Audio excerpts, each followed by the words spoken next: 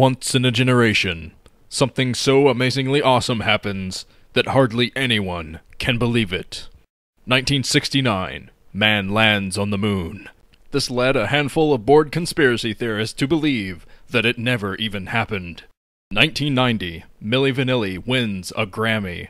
Later that same year, Milli Vanilli's members admitted that they did not sing the lyrics on the album, leading an even bigger, more vocal group of conspiracy theorists to believe that they never sang the lyrics on the album. 2011, the top pro StarCraft players meet in the round of 32 of the ABC-Mart MSL. Jaedong, Bisu, Flash, another guy. To this day, many people do not believe that this event ever occurred. Tonight, I aim to disprove this hoax by casting the said group. Gird those loins. MSL. Bring it back, y'all. Group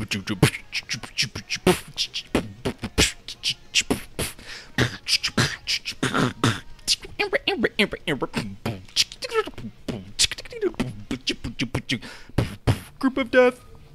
Here we go. Jaedong versus C on La Mancha in the ABC-Mart MSL Round of 32. Group D for death. Here we go. Except down at the 8 o'clock position in teal, changing colors, the rapidly changing Li Jaedong, looking really pissed off. I think he lost his car keys. But over at the 5 o'clock position in red is C, also wearing red. Neither is the color of the C, but I'll let it slide. So hey guys, this is Nuke, finally back for another commentary after many weeks of sitting around eating Cheetos. That's not true, I just said that as a joke. I think I've mostly been eating baked Doritos, which is a little bit more healthier than Cheetos.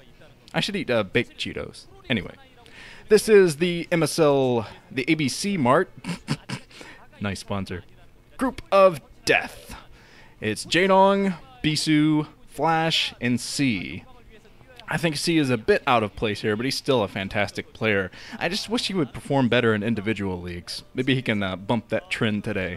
But I remember saying that before in an OSL group, I believe, and he did not bump that trend. But he's going against 3 insanely good players, and I've had a lot of requests to do this particular group because, well, I think the reason for that is obvious. We've got freaking Jaedong, best Zerg player. We got freaking Flash, best Terran player, and freaking Bisu, the best Protoss player. So, how can you go wrong? Although a lot of people have been complaining that this is the round of 32, you're throwing all these fantastic players into one group very early on in the season. So you're guaranteeing that one of these fantastic players is going to be knocked out. Well, 2 of them are. I have to get used to this format that the MSL is carrying because I believe the next OSL is going to have this format as well. From what I've read about the My Star League thing, which is going on right now, by the way. My Star League, the precursor to the OSL, is going on right now for the amateur players around Korea to compete to play against the pros. Of course, I've kind of watched a little bit of it. It kind of plays out the same way that the OSL preliminaries do, that they show like bits and pieces of certain games. They kind of go over to this game. They don't really... It's not like the regular round of 36, round of 16 in the OSL where they have particular players scheduled. They'll show the whole games, and then after that, everything's done. It's kind of more nebulous, and I can't really cast something like that. So I've decided to stay away from the whatever for now. But C is building his command center on the top, actually. I think he went for a 14cc because the barracks is not up yet.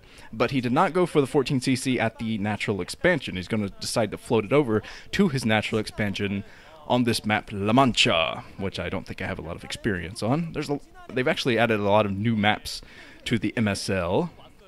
But C is getting up his base very soon, and his 2 barracks will be out soon as well. So he's going to be a force to be reckoned with. Jaedong can't fight him back. Of course, Jaedong already has his 3rd hatchery going, has a spawning pool up. So I think he's going to be okay as far as fighting C back.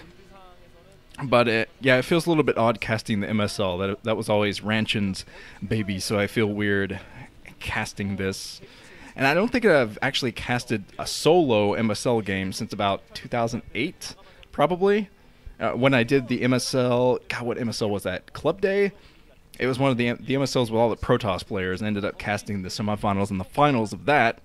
But it's been a long time since I've actually devoted myself to an MSL game. I might have done one after that, actually. I remember the Much versus Firebat Hero game. That was MSL. But the MSL is a very, very good tournament. I like watching the MSL, and I was always impressed by Ranchen's ability to keep up with the MSL because there's always so many more games in an MSL than there are in an OSL. If you'll notice, Ranchen got to 1,000 videos much, much faster than I did because he had a lot more videos to do. And I think, yeah, he had a lot of videos to do. And I think that kind of grinded down his confidence there near the end. But hopefully he'll come back and do some commentaries one of these days. I think he will. He's probably listening to this right now like, no, Nuke, don't say that, man. Now everyone's going to bug me. But let's get back into this game a little bit. C has already established his natural expansion, and he's building his bunker out at the front to stave off any initial pressure from Jaedong. And he does have his +1 upgrade going, has his academy rolling too, but he decided to go for the upgrade before his academy, before he gets medics out there. He just wants to go for the +1 upgrade, make it easier to defend against any kind of mutilous harassment, if that is what Jaedong is going for. But Jaedong has some overlords positioned all over the map. The observers are pointing those out. Very strategically positioned, looking for another base, I think. Or potential proxies moving out with Zerglings as well, out into the map. And C is pretty safe for the time being. Since he put down 2 barracks, he's getting a stem right now for his Marines. He's going to be okay if Jaedong decides to go for a Zergling push of the front or anything like that. Which he is moving in with quite a few Zerglings, just kind of testing the waters, seeing if there is a weakness in C's defense. He's going to go in here. He sees that C, oh god, it's starting again. Sees that C has a pretty good defense at the front, so he's not going to try to run by with Zerglings or anything. C putting down his 3rd barracks, I saw, as Jaedong putting down another hatchery up at the 10 o'clock position to jumpstart his economy. 4th barracks for C. Oh, C's military is going to be a force to be reckoned with, Jaedong. So Jaedong is going to have a hard time fighting back C, I believe, because anytime a Terran player goes for an early command center like this, they are just an economic presence that is very hard to fight back. That white guy agrees with me. I'm glad that he waved there and agreed. But now that C has his medics, he's starting to push out a little bit, put the pressure on Jaedong. I think he will push out soon. Right now he's trying to find the Zerglings, see if he can get rid of those. If he does get rid of those, I think he'll push his luck, push the front, and see if he can catch Jaedong off guard by doing that. It looks like he's going to try to reposition his 4th barracks. He built that at a disadvantaged place, I guess. I don't know if that was the right word to use.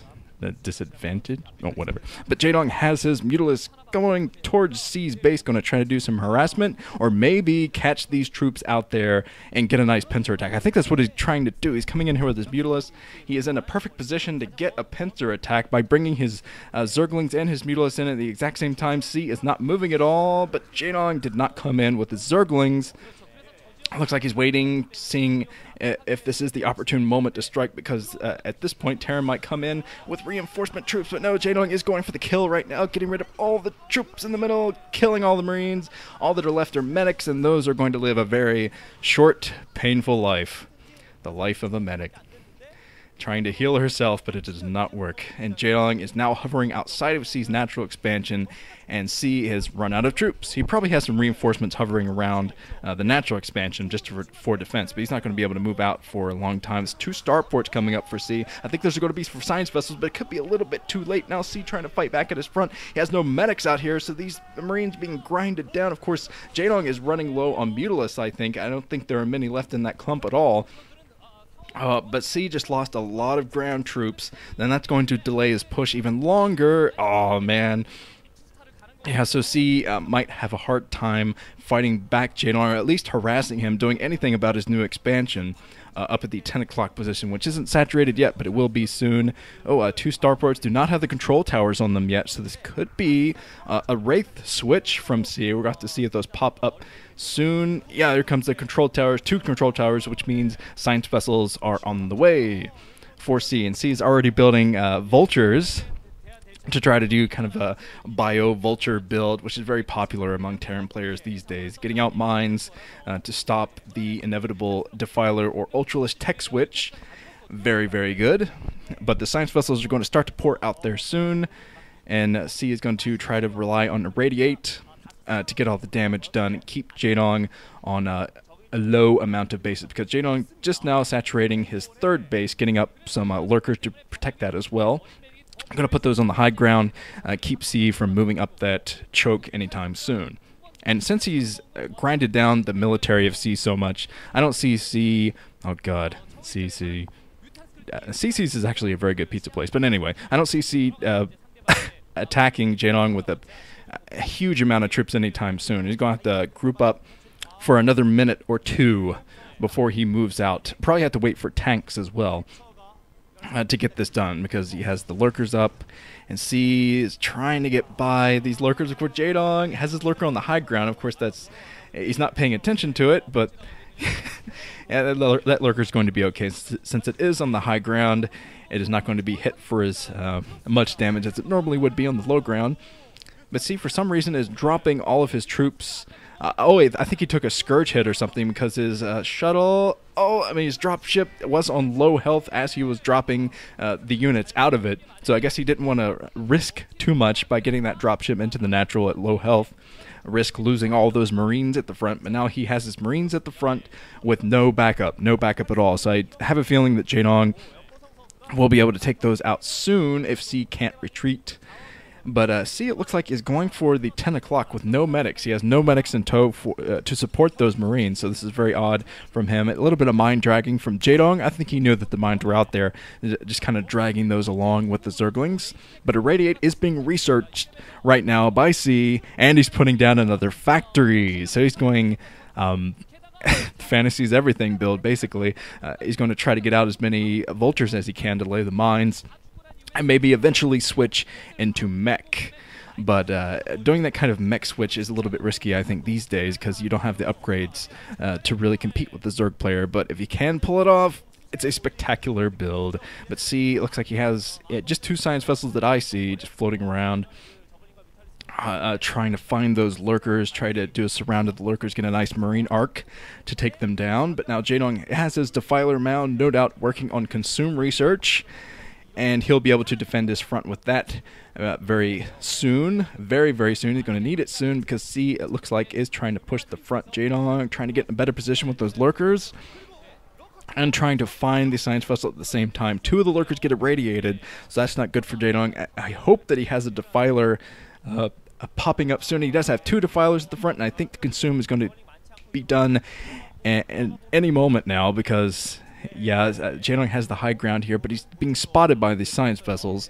I don't know if he's going to try to go for a stop lurker attack or something, but that's very, very difficult to do once the science vessels are out. And I think that the science vessel, adding the extra energy upgrade for the science vessel at the science facility, and Jaedong has a nice little line of lurkers there at his 4th base, which just popped up at the 10 o'clock position, and now C is going to try to push in and take that anyway. If he can get in here, he's bypassing the lurkers, trying his best to bypass his lurker. Not sure what he was doing there, but now C is risking a lot by attacking all of these lurkers that are clumped up here. C losing everything, man, almost, though. Took down all but 2 lurkers, but man, that was just too risky of an attack to attack that perfect of an arc of lurkers. It's so difficult. I mean, usually a Terran player, they can get a nice surround with their ground troops, with their medic Marines, get the surround, get a nice arc going, and take down those lurkers. But when you have that many lurkers and an arc facing you, it's just almost impossible to do. If you don't have tanks at the front, of course. But now, C getting rid of the Scourge that were trying to take down the science vessels.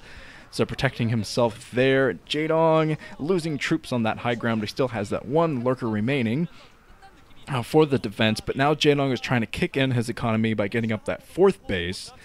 And he's actually moving up here to do some scouting with that drone. I think he's looking for a new base from C. And C is taking his base up at the 2 o'clock position. So Jaedong might do something about that. Some greater spire from Jaedong. Jaedong. So we're going to see Guardians from Jaedong soon enough. I haven't seen... I think he lost most of his Mutalisks earlier, so he's got to pump additional Mutas This is going to be quite a resource sink for Jaedong. He's going to have to commit a lot of resources to this. And one of my big complaints about, oh man, this is going to be a huge drop from Jaedong actually, down inside the main, I think. He's going to drop inside the main and then switch directly in the Guardians. Wow, this is quite the strategy from Jaedong.